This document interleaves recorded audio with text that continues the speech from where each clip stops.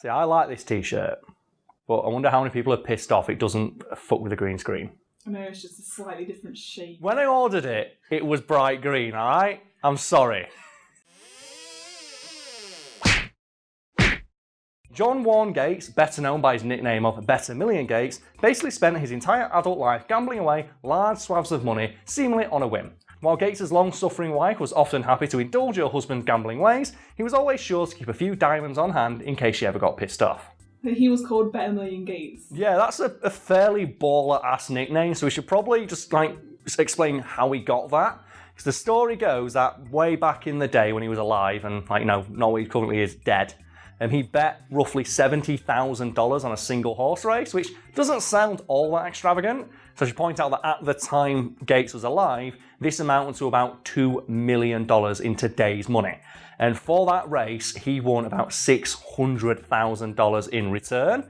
Newspapers of the time didn't think winning the modern day equivalent of like $20 million on a single race sounded impressive enough. So they exaggerated the amount he won on that race to $1 million exactly, leading to the coining of the moniker Better Million Gates, which Gates was all too happy to roll with, because from that point on, whenever Gates walked into a casino or any establishment where betting was allowed, they knew he was there for one reason and one reason alone, to bet massive sums of money on all kinds of frivolous bullshit. So you say he spent his money on frivolous things? Yeah, frivolous bets. He wasn't just like a cards and horses kind of man.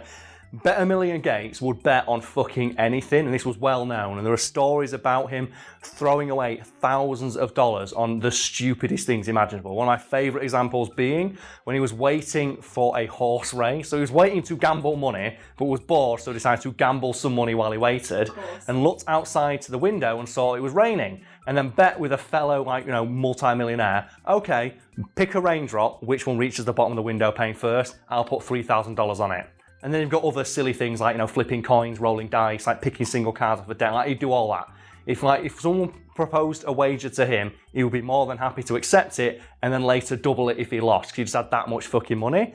And when it came to actual, real proper gambling, which seems weird in the term, but horse racing, that kind of thing, he would propose wagers for such large amounts that at one derby, the head of the jockey club came up and asked him to stop gambling because the sheer amount of money he was betting on single races made it look like they were rigged. Gates was just so nonchalant about throwing away the equivalent of tens, if not hundreds of thousands of dollars on single bets that it made him look like he knew who was going to win, when in reality, he just didn't give a fuck. So you can't fathom just having the amount of money where that would be okay. Have you ever seen documentaries on just high roller gambles? There's a really good Louis Theroux one where it was just a guy, while he's talking to Louis, just feeding $100 bills into just a machine where you press and it rolls around. And that's it. He's just feeding literal $100. Here's an average person's day's wage just gone. One of Alan's machines was costing him $90 a spin. Another one, $300. I've only been to the casino probably 3 times, and even then I spend no more than a tenner. Yeah, I am. I just don't. I don't gamble, and we'll talk about that at the end of the video because it's a pretty funny story. But I have friends who, whenever you go out, they go, no, we're balling. And I think their way of looking at it is, I set aside 50 quid or so for this night out. If I wake up tomorrow and I've got £0 left of that 50, that's fine. That's money I set aside to gamble that day. Yeah. And like, I've been on nights out where the guys have turned that 50 quid like 300, 400, 500 quid. And then at the end of it, they're just throwing away like 20, 30 quid on gambles. It's like, well, what are you doing? It's like, well, it's not my money. And I guess maybe there's similar psychology to that, but at the same time, if I physically would seize up if I handed 20 quid over like that. And like, I fucking hate spending money. I'm northern. I don't like spending nothing. I still eat 35p beans from Tesco. I'm still mad the cost of Freddos went up. That's how fucking tight with money I am. I can't fathom living a life where money means that little to you. Yeah. I think the only time I really spend money, like where I don't really get anything out of it, is when I go to the arcades, like the 2p machines, everyone, dance mat and stuff. Everyone like loves the 2p machines. But at least you're kind of getting a bit of fun out of it. The thing is though, have you ever known anyone win anything on a 2p machine? As in like not a prize, but leave with a profit? No. Because my brother did once. He went into the arcade and he took in like £2 worth of 2p's and he left with £4 worth of 2p's and refused to spend them. Took them back and got them changed back into pound coins and bought himself some pogs or some shit. It's like, you know what? That is the smartest, but that is the most self-control I have ever seen in a human. Like, when you were 10 years old or whatever, you managed to resist spending 2p's on a 2p machine. Hero. Yeah, I've seen someone win 2 things at once on a claw grabber, and I saw another one where they grabbed something and the thing got stuck on the claw and refused to drop down. And then they put a quid back in to like obviously bring it straight back over, but as soon as the claw shut, it dropped it. And they went over and told the guy, and the guy went, "What do you mean?" He went, "No, it grabbed it and then didn't drop it." He went, "Oh, is it still on?" "No." He went, "Oh, in which case then you might be lying." He went, No, I'm not. This guy saw," and he went, at the time the truth, went, "No, they're lying, mate. They just want a free one." And they didn't speak to me for the rest of the day because I was being such a bellend. You could slit someone's throat and would not see the life drain from their eyes as quickly and as just like completely as it drained from this person's, as they just saw this stuffed fucking Pac-Man toy just drop back into also his furry brethren. And they're just there like, I think one of my favourite news stories of all time is the guy who spent his life savings to win a banana. It was a fun fair where it's like, oh, throw a ball at a thing and win a prize. And the guy spent like $200-300 on this thing and didn't win. Went home and got his life savings and came back and spent like $3,000 to win this banana. You're expecting to win a few things and, you know, let the kids have a good time. It just didn't turn out that way. You mentioned he had diamonds in his pocket. Usually at all times, yes. And these weren't for gambling. These were to placate his wife. Because the story goes that whenever Gates would embark on marathon gambling sessions in a swanky-ass hotel room on which he had a permanent lease, his wife would routinely get annoyed. Obviously, like, "Oh, I want to spend time with my husband. I want to go out shopping. I want to, like, go out for food." And he's like, "No, love, I'm gambling. I'm playing cards." So what he would do is when his wife got just that little bit too annoyed, he would pull a diamond or two out of his pocket and just go, "Oh, here you go, honey. Here's some diamonds. Why don't you take some money out of the safe and go like get him set in some jewellery?" And all of a sudden, she'd forget that she was annoyed and leave for a couple of hours, freeing up Gates to gamble in the most baller and expensive way possible. It was just the idea of, like, your wife complains, "Here's some diamonds." It's like, what an amazing way to get someone to shut the fuck up. As funny as that sounds, it does make him sound like a bit of a dickhead. Yeah, he sounds like one of those rich guys. Like, he's got so much money, like, he doesn't care about like anyone or anything, especially poor people. So let's tell a story that establishes what kind of guy Gates was. By all accounts, he was a pretty swell dude. He'd always give money to the poor if people asked for it, and he'd always help friends out. And there's a story about how he bought a hotel in Port Arthur, and rather than just buy the entire thing himself, like as he was rich enough to do, what he did instead was he paid like half of it and then offered for all the townspeople to also invest some money in it, reasoning that I could just buy it and take all the money, but I don't want to do that. I'm going to give everyone in this town the opportunity to invest in this business and earn money from it. So he said, and then whatever people can't do, I will cover the rest. I will pay for everything, I'll refurb it. And then what he did is he only hired local people, specifically African Americans. Yeah. And I point out at this point, this was like the 1900s and it was in Texas. And as you can imagine, a few people took issue with that. So what Gates did is he had a public hearing where he listened to everyone's concerns and explained to them his ideas for the community and how he wanted to support it.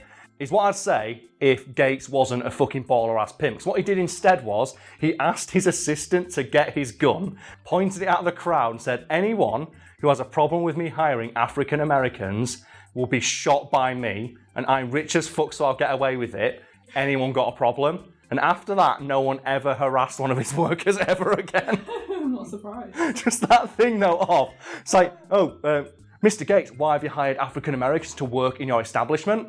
Because I don't care what colour the skin is as long as they work hard. Yeah. Why have you taken issue with it? Well, I don't think they should work there. Well, okay, I think you should go away now. Would you like to continue this argument, or would you like to fuck off and go gamble in my hotel?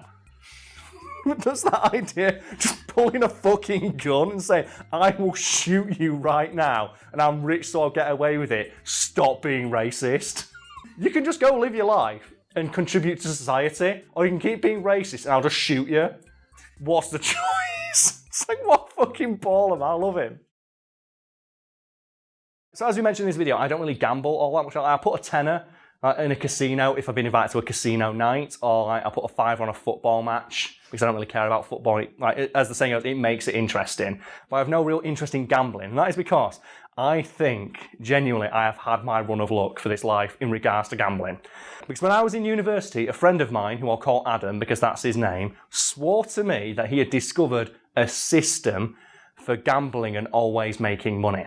And his system was you open an account on 2 betting websites. And what you do is you bet on the longest odds you can find for someone to win, and then go on another website and bet at the same time for the other team to win an equal amount.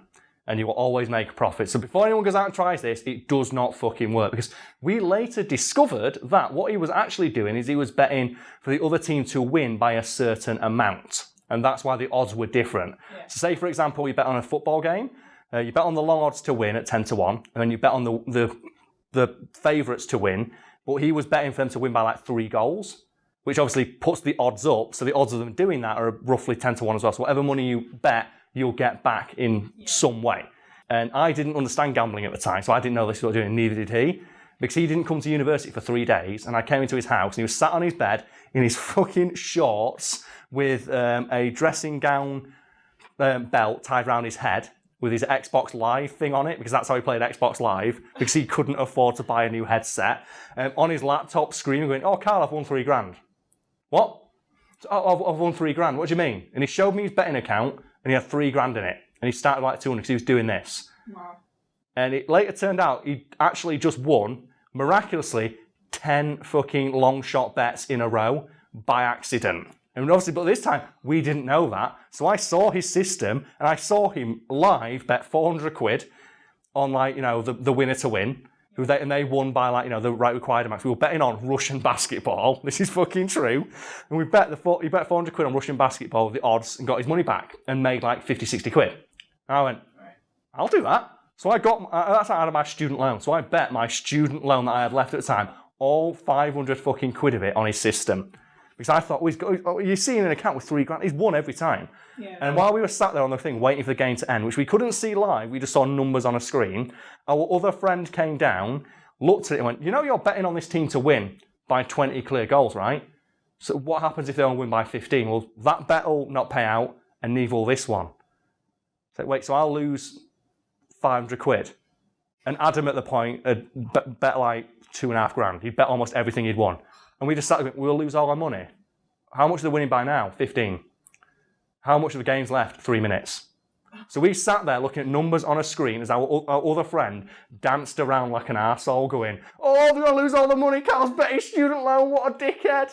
And he was sat there, and me and Adam was going, what do we do? We don't know what to do. We can't take the bet back. You can't take the bet back.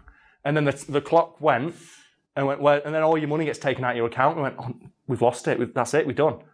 So that's my student loan. I've got no more money left. Adam, what are we going to do?" 30 seconds later, we hit refresh. In my account is like 800 quid. In Adam's account is $4,000. They won it at the last 5 seconds. And what Adam did, I'll never forget it, he went onto his laptop and he played DJ Khaled's All I Do Is Win on max volume, held it above his head as me and him just danced like this. And we went to the guy and went, "Oh, we're going to go for a night out now. You're at work, aren't you? Good luck, mate." And walked off. And to this day, I've never bet on anything since, because that is my run of luck.